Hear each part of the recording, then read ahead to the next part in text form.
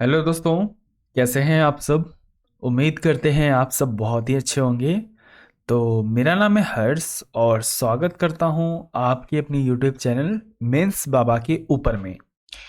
तो आज हम लोग किस विषय के ऊपर में चर्चा करने जा रहे हैं। आज हम लोग चर्चा करने जा रहे हैं कि रिसेंटली जो हमारे सीजीआई हैं यानी चीफ जस्टिस ऑफ इंडिया हैं डी वाई चंद्रचूड़ जी के द्वारा एक वुमेन बेंच का गठन किया गया। इस वुमेन बेंच का गठन क्यों किया गया? क्योंकि जो भी कोर्ट में ऐसे विवाहिक जो मुद्दे चल रहे हैं जहाँ पे महिलाओं का एक तरह से पार्टिसिपेशन है, महिलाओं का केस है वो, तो उसकी सुनवाई करने के लिए बेल मैटर जो बेल वेल का बात होता है उसके लिए क्या किया गया है, गठन किया गया है। लेकिन जब उन्होंने इस चीज़ का गठन किया, मतलब उन्होंने जब बेंच का गठन किया, तो सीजीआई साहब के द्वारा एक स्टेटमेंट भी जारी किया गया लगले हाथों। ये स्टेटमेंट क्या था? ये स्टेटमेंट था कि जो वुमेन का पार्टिसिपेशन है जुडिशरी के अंदर में वो कहीं ना कहीं कम है। और इसी चलते ये स्टेटमेंट जारी करने के बाद लोगों में ये विवाद आया कि वुमेन का पार्टिसिपेशन ऐसा नहीं है साथियों कि आज जुडिशरी में कम है, लेकिन अदर सेक्टर्स में भी लगभग वही हाल है। तो क्या है वुमेन का स्टेटस जुडिशरी के अंदर में, ये सब हम लोग इस वीडियो के अंदर में जानेंगे। तो मैं चाहता हूँ एक बार आप प्लीज़ वीडियो को लाइक कर दीजिए और चैनल को भी सब्सक्राइब कर दीजिए और शेयर कर दीजिए अपने सारे दोस्तों के साथ। फिर वह चाहे तैयारी कर रहे हो यूपीएससी की या फिर स्टेट पीसीएस, फिर एसएससी, बैंकिंग, रेलवे इत्यादि किसी भी एग्जाम की जहाँ पे करंट अफेयर वगैरह आता है तो उनका स्वागत है। तो आइए डिकोड करते हैं आपके साथ। तो जीएस पेपर 2 से इंपॉर्टेंट रहेगा पॉलिटी ऑन इंडियन जुडिशरी। तो मैंने बताया ना कि सीजीआई साहब के द्वारा एक वुमेन बेंच का गठन किया गया और उन्होंने ये भी कहा कि वुमेन का स्टेटस जो है धीरे धीरे क्या हो रहा है, कम हो रहा है लॉ के अंदर में। तो 2 तारीख की न्यूज़ है, आज मैं कवर कर रहा हूँ। कंटेंट तो मैंने कल बना लिया था बट क्लासेस कल नहीं ले पाया, इसलिए आज ले रहा हूँ।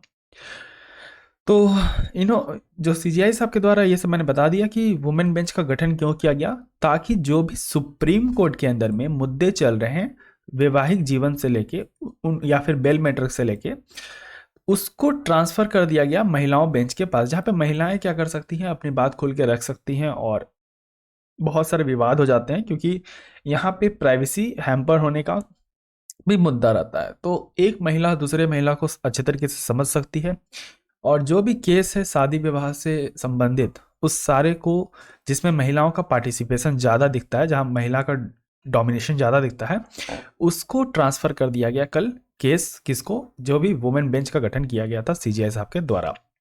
ये तीसरा बेंच है। पहला बेंच ऐसा कब बनाया गया था? 2013 के अंदर में। तो आइए जानते हैं कि वुमेन का जो पार्टिसिपेशन है जुडिशरी के अंदर में वो कितना है। तो सुप्रीम कोर्ट के अंदर में मात्र 11 वुमेन काम कर रही है अभी तक।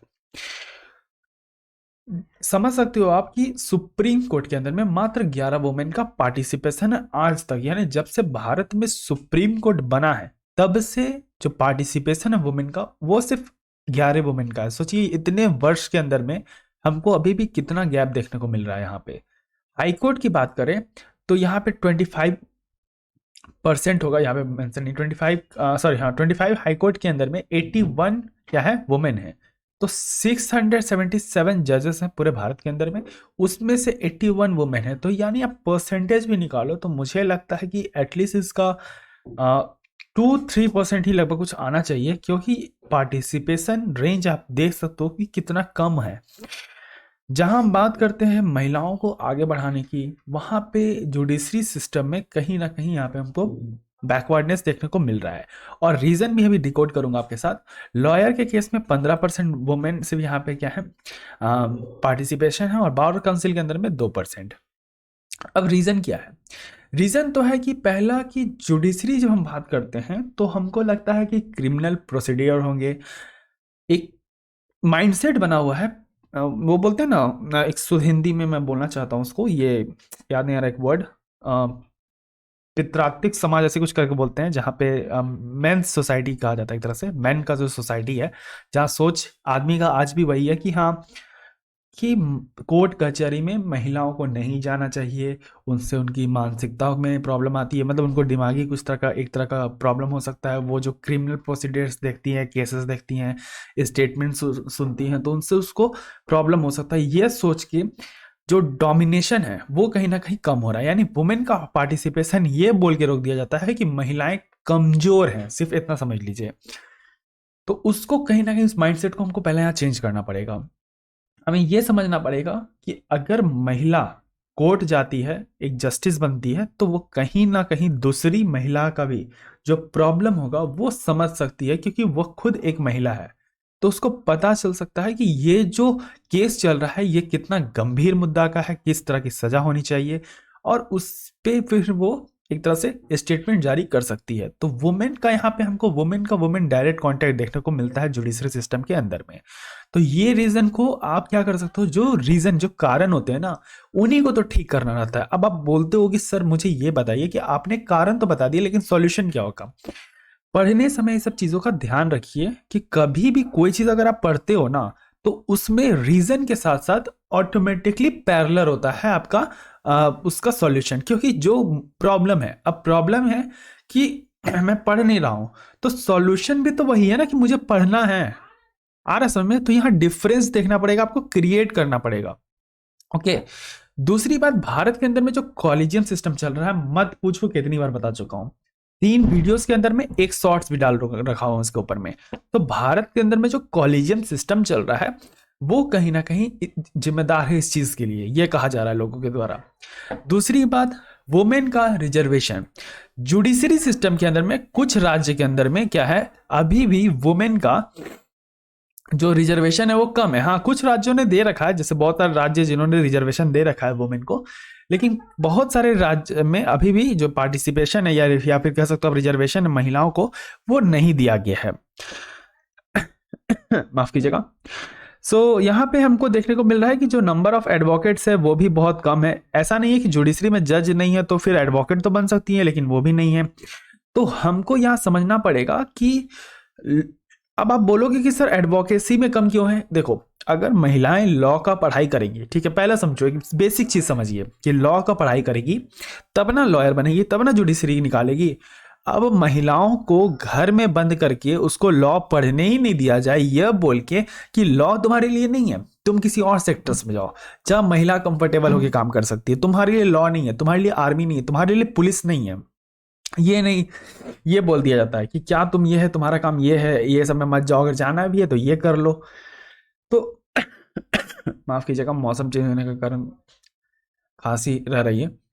तो वुमेन का पहले ही उसको रोक दिया जाता है वो चीज करने से, यानी अगर वुमेन को वहां से नहीं रोका गया तो हमको यहाँ पे देखने को मिलेगा इजाफा।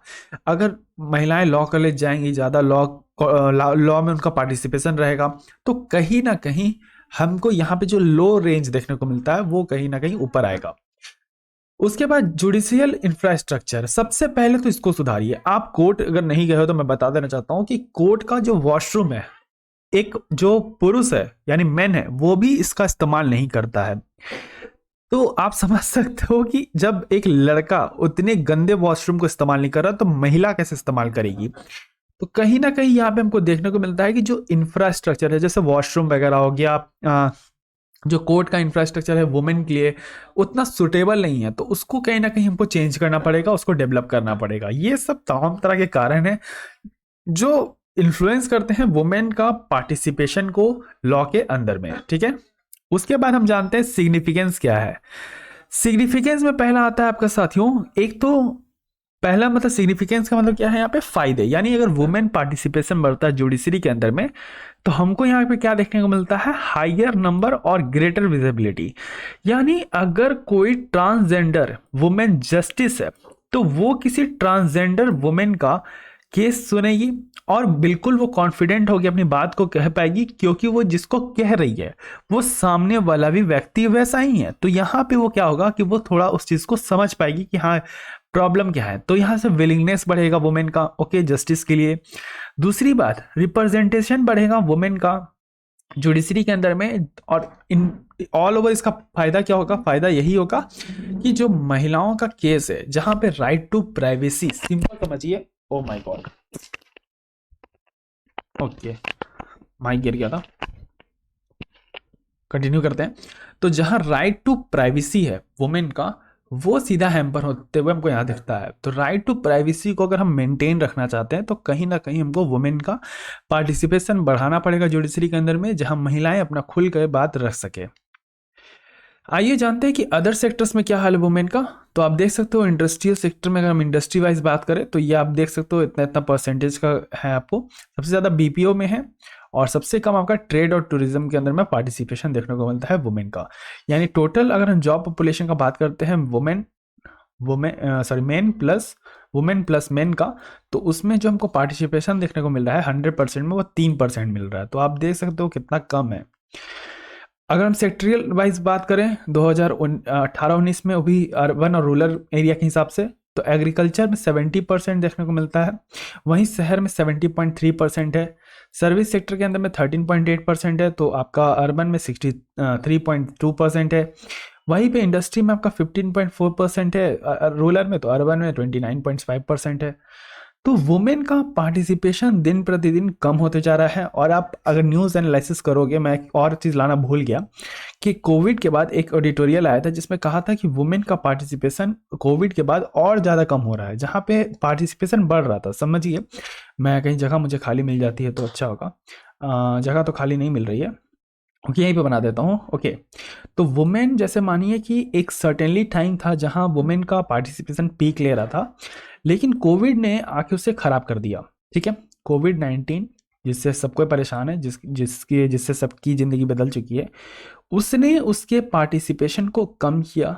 मतलब पुरुष का तो जॉब गया, लेकिन पुरुष एडजस्ट कर लिया कैसे ना कैसे, लेकिन महिलाओं का जो पार्टिसिपेशन है वो लगातार गिरते जा रहा है कोविड के बाद।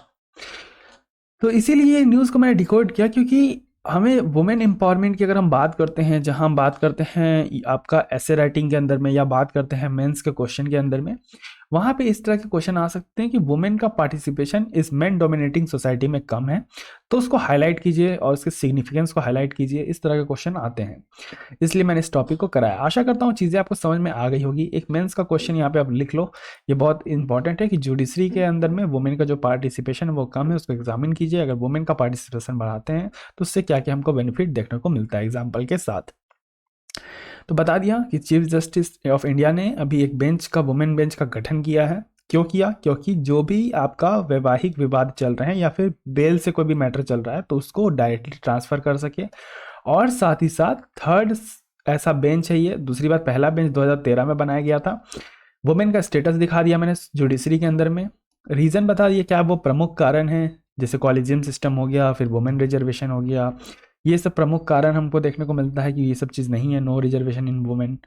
उसके बाद हमको सिग्निफिकेंस आप और भी लिख सकते हो बढ़ा के, अगर डिटेल में चाहो तो। इंडस्ट्री वाइज हमने बात की कि क्या इंडस्ट्री वाइज चल रहा है भारत में स्थिति महिलाओं का। उसके बाद मैंने रूरल और अर्बन एरिया के हिसाब से भी डिवाइड करके दिखा दिया। तो लगभग सब कुछ आपको कंप्लीट करा दिया। मेंस का क्वेश्चन है 250 वर्ड्स में कर लीजिएगा। आशा करता हूँ चीज़ें क्लियर हो गई होगी। अगर हो गई है तो वीडियो को लाइक, चैनल को सब्सक्राइब और शेयर भी करें। बहुत सारी स्पेशल क्लासेस चल रही हैं, जाके देख सकते हैं। तब तक के लिए रखिए अपना ध्यान। मुझे दे आ गया, धन्यवाद। जय हिंद, जय भारत।